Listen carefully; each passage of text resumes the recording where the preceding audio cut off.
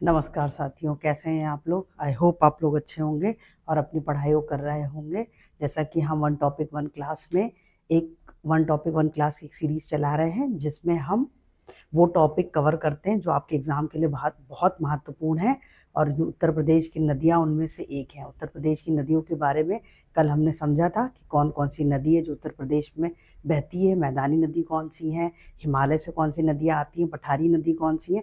अब हम ये कुछ महत्वपूर्ण शहर हैं जिनके बारे में एग्ज़ाम में पूछता है कि ये किस नदी के तट पर हैं। तो आपको आज का जो टॉपिक है वो है उत्तर प्रदेश नदियों के तटवर्ती नगर। ठीक है, इससे आपके एग्जाम में एक क्वेश्चन बनता है जिससे ये पूछ लेते हैं कि कानपुर किस नदी के तट पर है। तो ये आपको पता होना चाहिए। इस तरह के क्वेश्चन आपके एग्जाम के लिए महत्वपूर्ण है। तो सबसे पहले हम गंगा नदी के बारे में समझेंगे। देखिए, गंगा नदी में 3 प्रवाह सिस्टम होता है। एक पश्चिमी प्रवाह होता है, पश्चिम से वो जब आती है तो कहाँ बहती है। उसके बाद मध्य प्रवाह होता है, फिर आगे ऐसे ही बढ़ेंगे। तो अगर आप पश्चिमी प्रवाह में देखेंगे तो सबसे पहले बिजनौर, फिर हस्तिनापुर, ये मेरठ में पड़ता है। हस्तिनापुर के बारे में आपने महाभारत में पढ़ा होगा। गढ़मुक्तेश्वर हापुड़ में पड़ता है।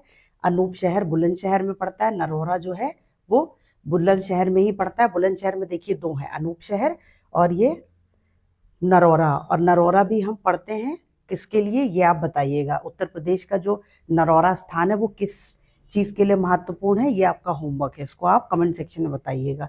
एक संभल में एक जगह पड़ती है बबराला, फिर एक बदायूं में जगह पड़ती है कछला घाट, फिर एक जगह पड़ती है कंपिल्य, फिर फतेहगढ़ आप देखेंगे फर्रुखाबाद में जगह पड़ती है। ये सारे तट हैं जहाँ से गंगा नदी होकर गुजरती है। अब मध्य प्रवाह में अगर आप आ जाएंगे तो बिल्लौर, कानपुर नगर, बिठूर, कानपुर नगर, कानपुर नगर। तो कानपुर नगर किस नदी के तट पर है, ये गंगा नदी के तट पर है, ये ध्यान रखिएगा। बक्सर उन्नाव में एक जगह पड़ती है। डलमऊ जो है वो रायबरेली में पड़ता है।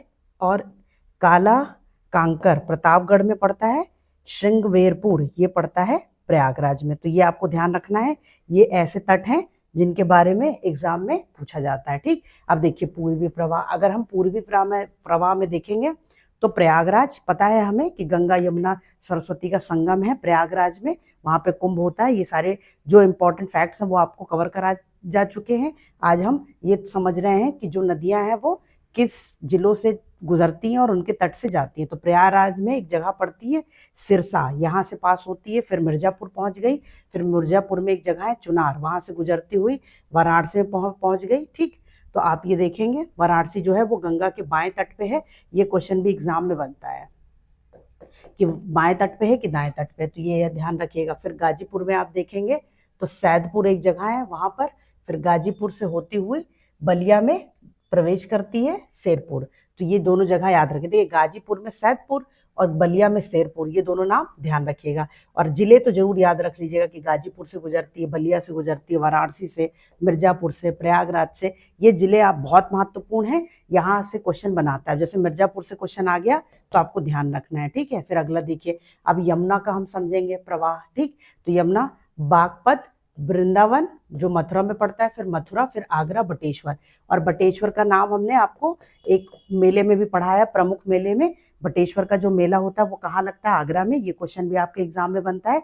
और जो बटेश्वर का मेला है वो क्या कहते हैं, पशु मेला होता है। तो ये भी क्वेश्चन आपसे पूछता है। तो आप ये ध्यान रखिएगा, ये एनसीआर और ब्रिज के सेक्शन में बात कर रहा है।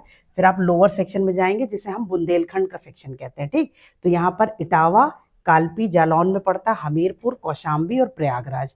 तो यहाँ तक आपको याद करना। प्रयागराज में आकर यमुना गंगा से मिल जाती है, तो इसके पीछे के ये सारे हमें याद होने चाहिए। और हमने आपको पढ़ाया था कि गंगा अगर ये है तो यहाँ से यमुनोत्री ग्लेशियर से यमुना निकलती है और ये इसकी राइट बैंक ट्रिब्यूटरी है। ठीक है, इसको आप बोल सकते हैं यहाँ पर प्रयागराज।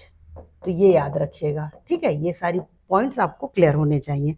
फिर हम अगला पॉइंट देखते हैं। अब हम देखेंगे गोमती नगर कहाँ से, गोमती नदी कहाँ से गुजरती है। ये आप देखेंगे अवध की जीवन रेखा है, सरयू नदी और गोमती। तो इसमें आप देखेंगे मिश्रिक एक जगह पड़ती है सीतापुर में, फिर लखनऊ में गोमती नगर नदी है, इसीलिए गोमती नगर यहाँ पर एक बसाया गया है। फिर आप देखेंगे सुल्तानपुर, फिर जौनपुर। तो ये आपको याद रखना है, जौनपुर में भी गोमती नदी जौनपुर गोमती नदी के तट पर है, तो ये क्वेश्चन भी एग्जाम में बनता है। ठीक, अब अगला देखते हैं, सरयू नदी।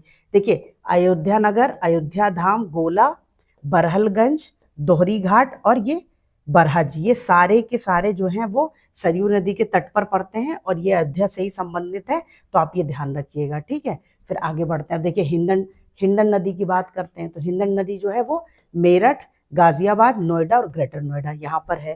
फिर आप रामगंगा नदी की बात करेंगे तो ये मुरादाबाद, बरेली इसके तट पर है। काली नदी की बात करेंगे तो कासगंज और अतरंजी खेड़ा इन दोनों जिलों के तट पर है, तो ये आपको पता होना चाहिए। ठीक, फिर हम आ गए बुंदेलखंड और दक्षिणी के पठार। जो बुंदेलखंड या पठारी इलाके की नदियां हैं, हमने उत्तर प्रदेश की नदियों को 3 भाग में बांटा था। पहली थी हिमालय से आने वाली नदियां, दूसरी थी मैदानी नदियां, तीसरी थी पठारी नदियां।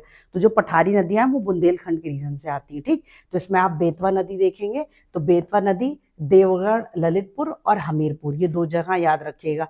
पियस्विनी या इसी को मंदाकिनी नदी भी कहते हैं, ये चित्रकूट में है। ठीक, चित्रकूट इसके तट पर है। फिर आप केन नदी बांदा के तट पर प्रवाह करती है। फिर सोन नदी सोनभद्र, ये सोनभद्र में बहती है, तो ये आपको ध्यान होना चाहिए। सोन नदी पे क्वेश्चन आपके एग्जाम में बनते हैं। प्रमुख संगम और विशिष्ट रीति, देखिए संगम में अगर हम गोरखपुर की बात करेंगे तो राप्ती और रोहिणी ये दोनों नदी हैं, इनका संगम स्थल है गोरखपुर। फिर आप वरुणा और अस्सी, ये 2 नदियां जो गंगा के साथ मिलती हैं, ये आप देखेंगे वाराणसी में। फिर अगर आप बात करेंगे बेतवा नदी और यमुना नदी, तो ये संगम कहाँ पर होता है? हमीरपुर में। जो हमीरपुर है, यमुना नदी वहां से गुजरती है और बेतवा नदी आकर वहां पर उससे मिल जाती है, इसीलिए हम बेतवा को यमुना की सहायक नदी कहते हैं। ठीक, तो ये आप ध्यान रखिएगा।